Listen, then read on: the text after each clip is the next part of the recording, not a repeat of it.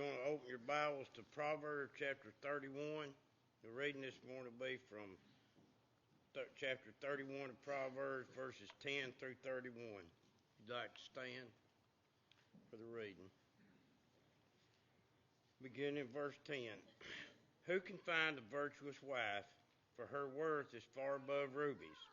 The heart of her husband safely trusts her, so he will have no lack of gain.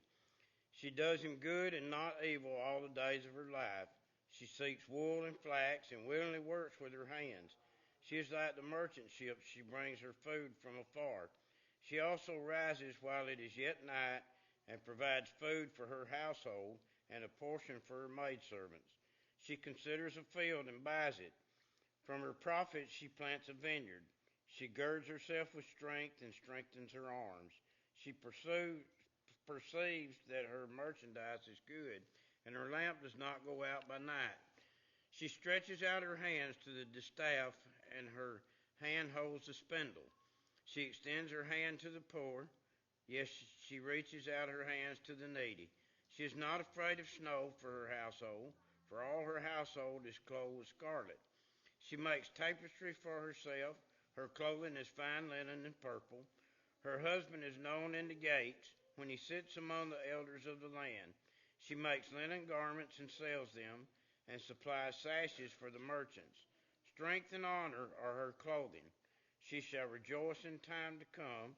She opens her mouth with wisdom, and on her tongue is the law of kindness. She watches over the ways of her household, and does not eat the bread of idleness. Her children rise up and call her blessed, her husband also, and he praises her. Many daughters have done well, but you excel them all.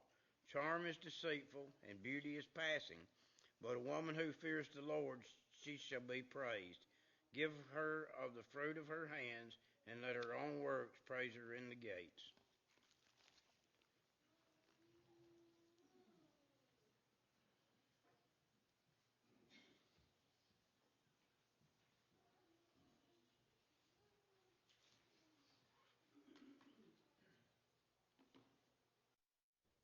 Since it is Mother's Day, I thought I would deviate from the series on the church for a week and share with you all of the wonderful wisdom that I have about wives and mothers. Okay, now that might be going a little too far. But truthfully, happy Mother's Day to all of you that are moms, grandmothers, great-grandmothers. What a blessing it is to have good women in our lives, the influence that they have on us, on the children, and on the church as well. You know, one of the things that I believe makes this not just a timely subject because of the day that it is in thinking about mothers, but also because of the world that we're living in. The world that we're living in is losing sight of what it really means to have good mothers and wives. There's research upon research and statistics upon statistics, but I want to share just a couple of things with you this morning that, as I looked over these things this week, hit me particularly hard.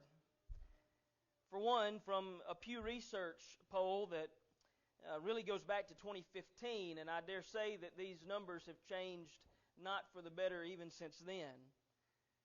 But one of the immediate realizations in some of the research that was done here found that the share of children living in two-parent households is at the lowest point in more than half of a century. Only 69% of children are in a two-parent household today. That means more than 30%, 3 in 10, are in a household of something less than two parents. That's compared to 73% in the year 2000. Not a huge change, but still a noteworthy one. But here's the big one. That's compared to 87% in 1960. In 1960, nearly 9 out of every 10 children were in two-parent households. And in 2015, it's not even 7 out of 10. And obviously trending in the wrong direction. What's also interesting about this is that some are living with parents in a remarriage. Some are living with parents who cohabitate but are not married. Some are living with just one parent, and that number is at 26%, which is up from 22% in 2000. And here's another startling statistic, only 9% in 1960.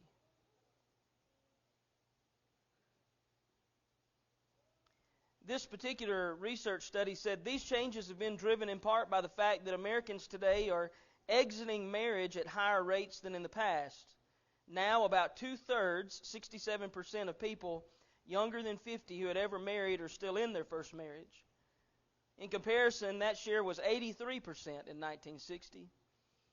And while among men, about 76% of first marriages that began in the late 1980s were still intact 10 years later, fully 88% of marriages that began in the late 1950s lasted as long, according to analysis of the Census Bureau data. Another thing that was interesting in doing some research on this, and yet very startling, is that according to some of the most recent data, almost half of the adult American population is unmarried. 45.5% of the adult American population is unmarried. That's compared to only 28% in 1960. That's a big difference. You had roughly a quarter of the adult population unmarried in 1960, and now you have about half that's unmarried now. Why is that? Well, here's what one person said. For the first time in history, we have a generation, the millennials in particular, with more first-time mothers that are unmarried than married. 55% of mothers in this millennial generation become mothers while unmarried. I think we can look at the world around us and we can see just by observation some of the results of that. And they're not good results. Although I will say, as I temper some of my comments even today, that children are some of the most resilient human beings I've ever seen in my life.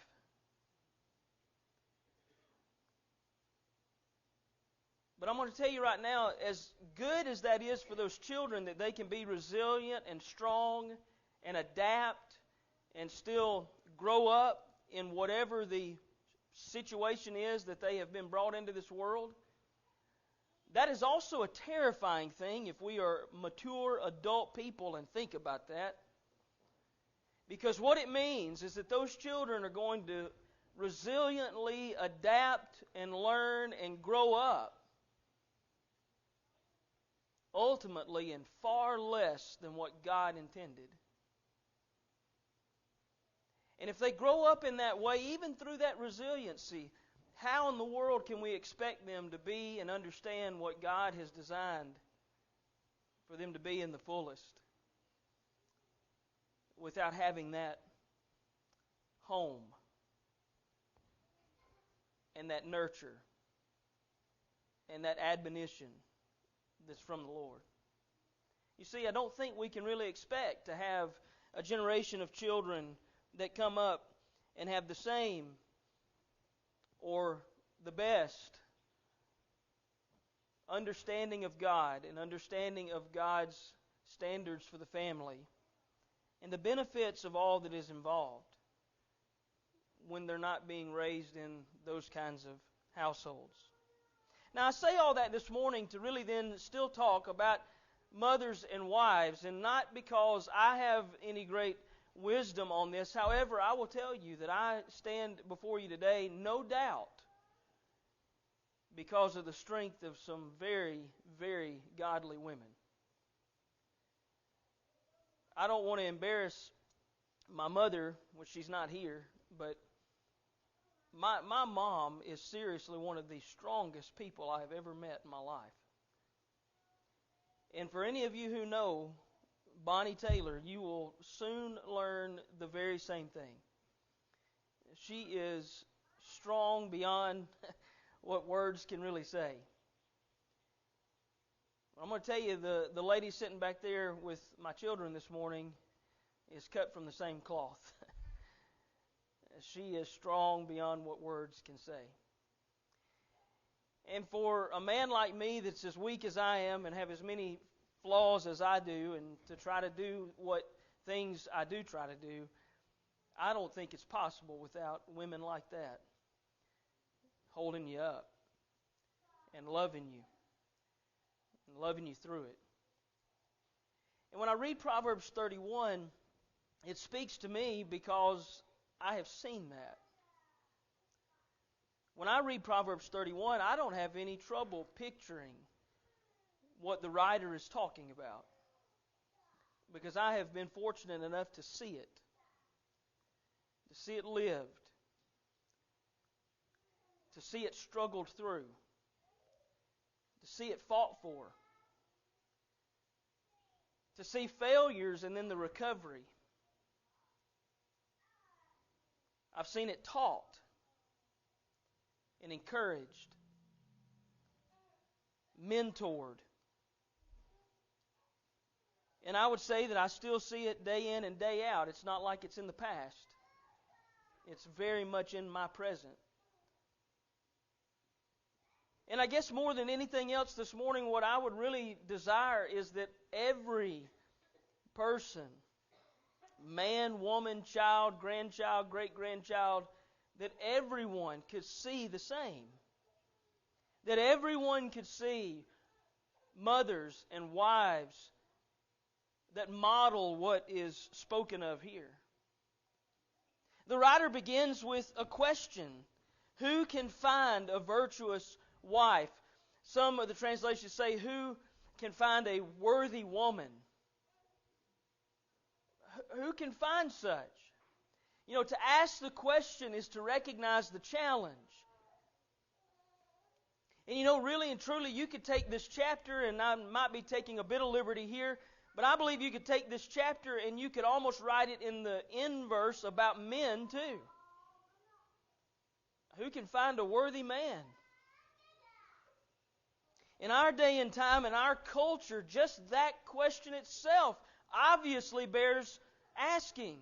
Why is it that there are more unmarried people today than ever before? I got to think largely it's because there are less worthy people to marry.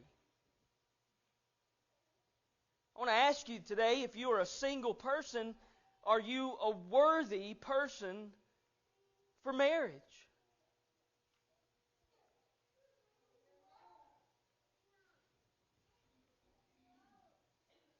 If you're a husband today with a woman beside you that is committed to you in a holy matrimony, divinely given by God, then I'm telling you, you have a prized possession. Because look at the culture around us. They're few and far between.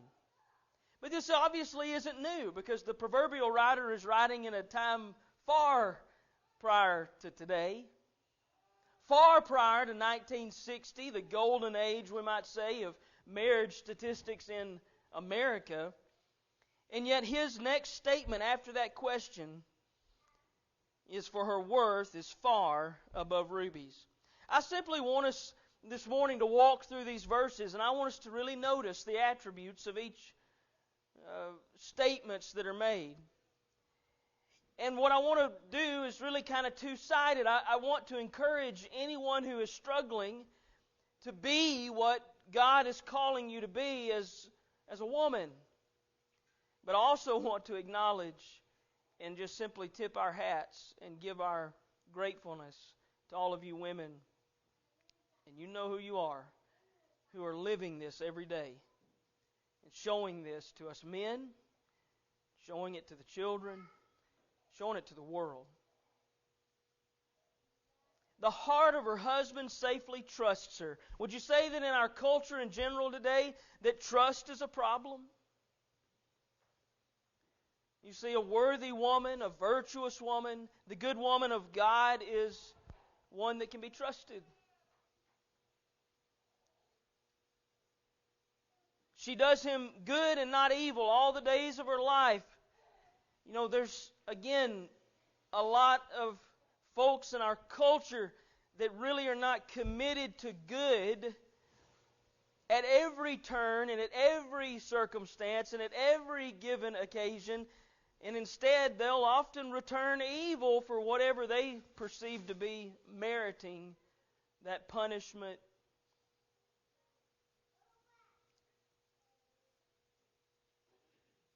When you think about Jesus giving the, as we call it, the golden rule, that we should do unto others as we would have them do unto us, you know, that really rules out ever treating someone with evil.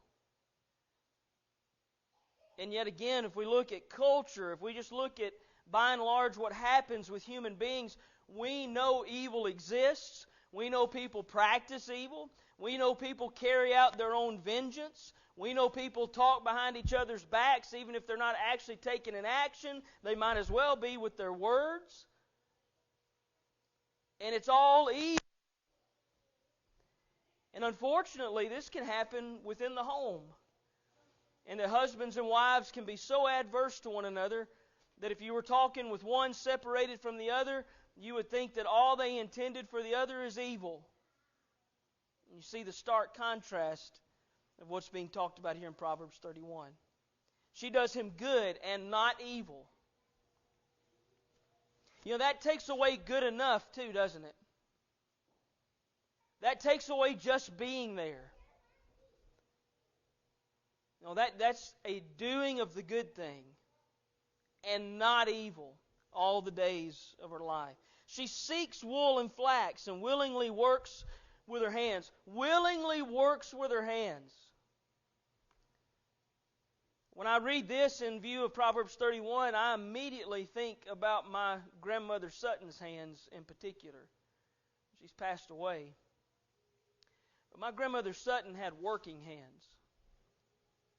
You could tell that she had used her fingers for years. She'd used it cutting hair and styling hair.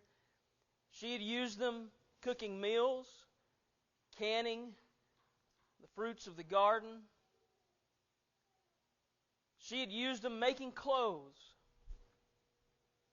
cleaning, wrestling with grandkids. Willingly works with her hands. You know, that's one thing that I also see that disappoints me in our society, and this is not a woman thing versus a man thing. It's just a culture thing. But the knowledge and the understanding of what it means to work, to really work, we're losing it. And I would submit we've been losing it for a long time. And I would submit that through times in culture, it's been lost at other times. Because again, in Proverbs, the proverbial writer talks about going to the ant, you sluggard, right?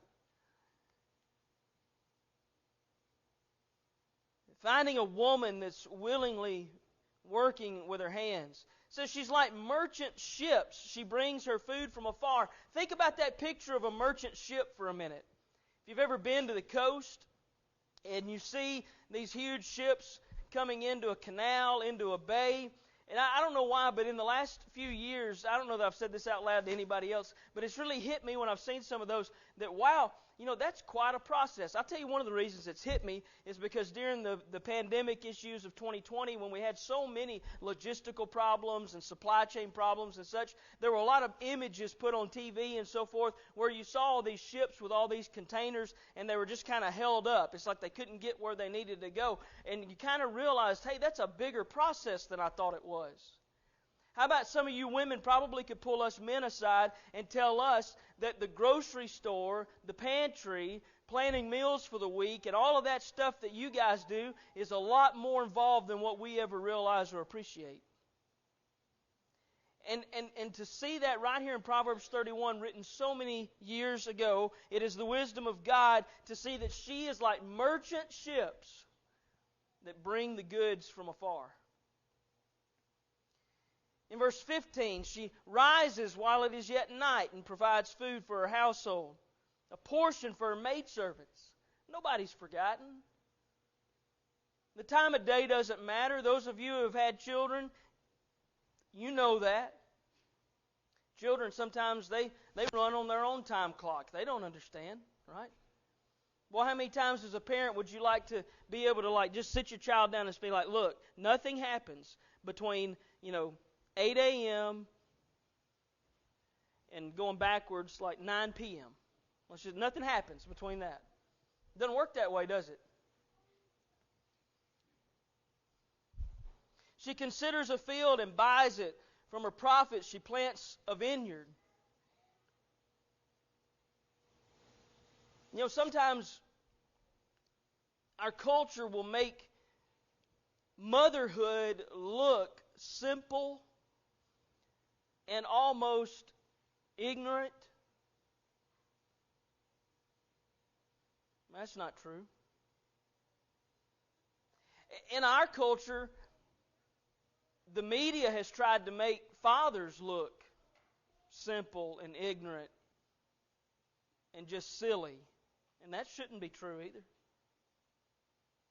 No, when you look at God's Word and you see the picture of husbands and wives, you should see what God set up in the very beginning. Remember when He made man and woman, He said something that was really key right from the get-go to Adam that was going to be the job, ultimately, of mankind. He said, let them have dominion. Over what? Over it all. And so she goes and she buys a field. And she plants a vineyard.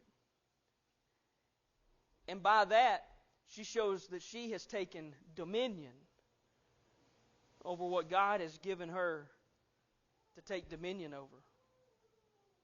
Men should do the same. By the authority of God, be the leaders of the home and the leaders of a nation, the leaders of a community, the leaders of a church in the same way, and hear what God has said. Let them have dominion and do it right. She girds herself with strength and strengthens her arms. Boy, you need that, don't you, moms? Strong arms.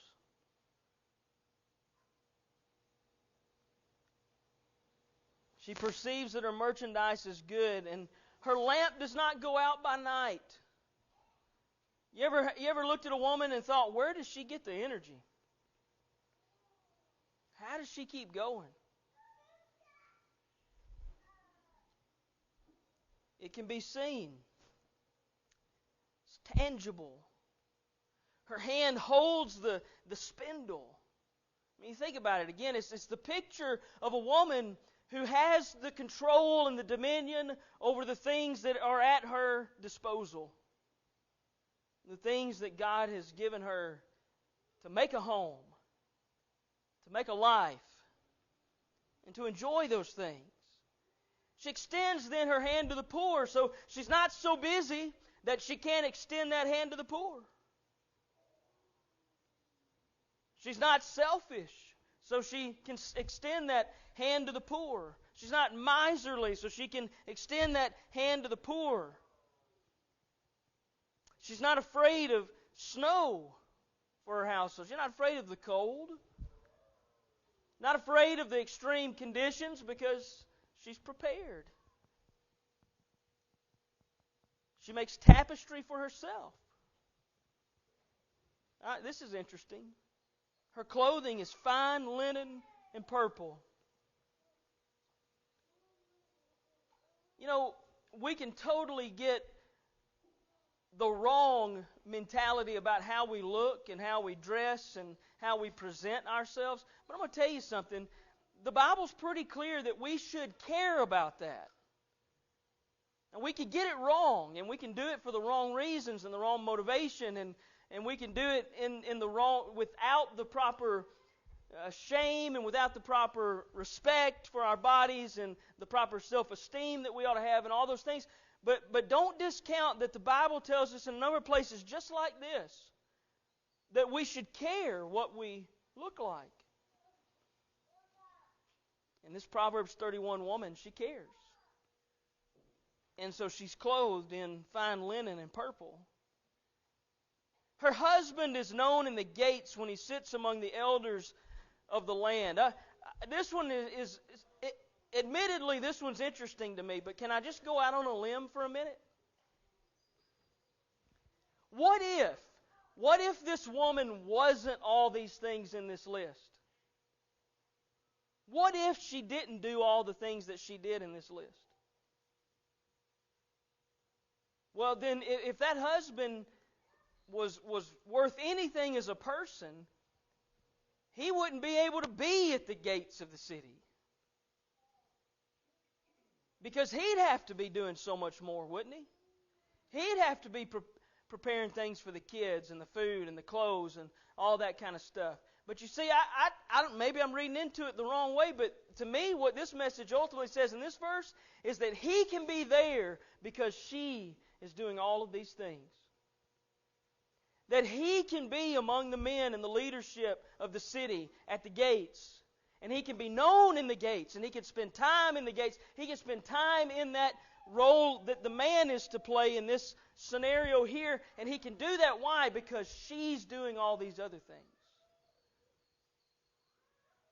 And maybe I see that because that's very much how I feel.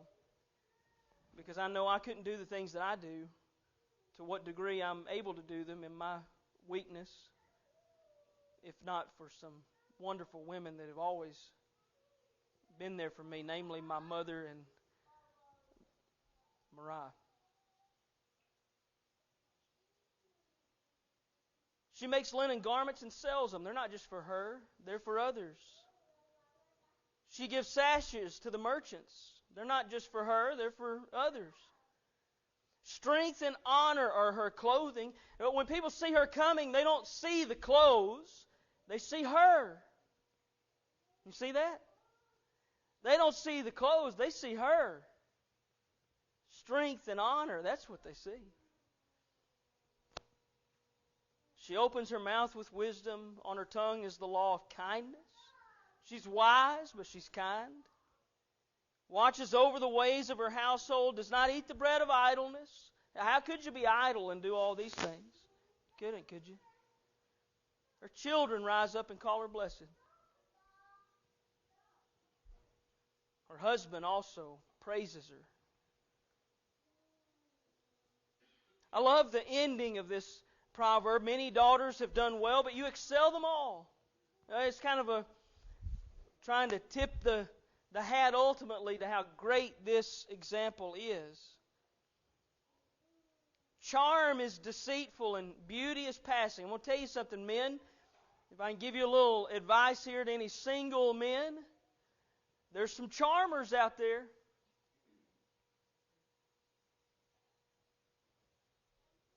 Don't hear it just from me, hear it from the Scriptures. Charm is deceitful. In and of itself, that might or might not mean anything. Beauty is passing. Hey, there's some beauties out there. But can I give you a humble thought for a minute? You think about that beauty and you think about what marriage is really supposed to be and that you're going to be with them for the rest of your life. And how about you think about that beauty when she's 85 years old? And the reality is, I don't know that any of us can really picture in our mind's eye what somebody's going to look like, 18 versus 85. There's an app for that, That's kind of wild if you hadn't done it. But as much as we try, it's hard to really grip that. But what's the point of that? The point is that you won't make it in marriage based on beauty. You won't make it as a husband and wife based on that charm. No, that's not going to be what you live off of.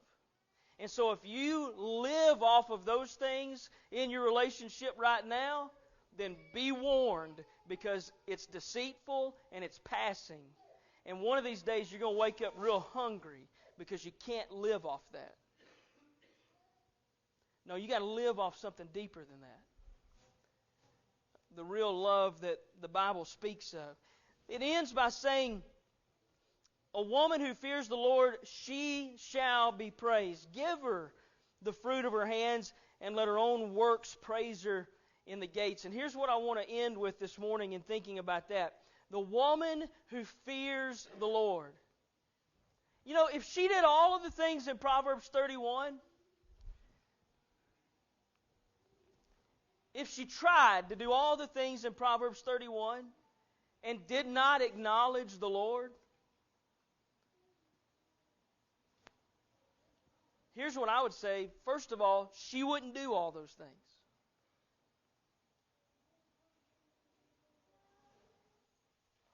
But it's not praiseworthy unless it's coupled with the fear of the Lord.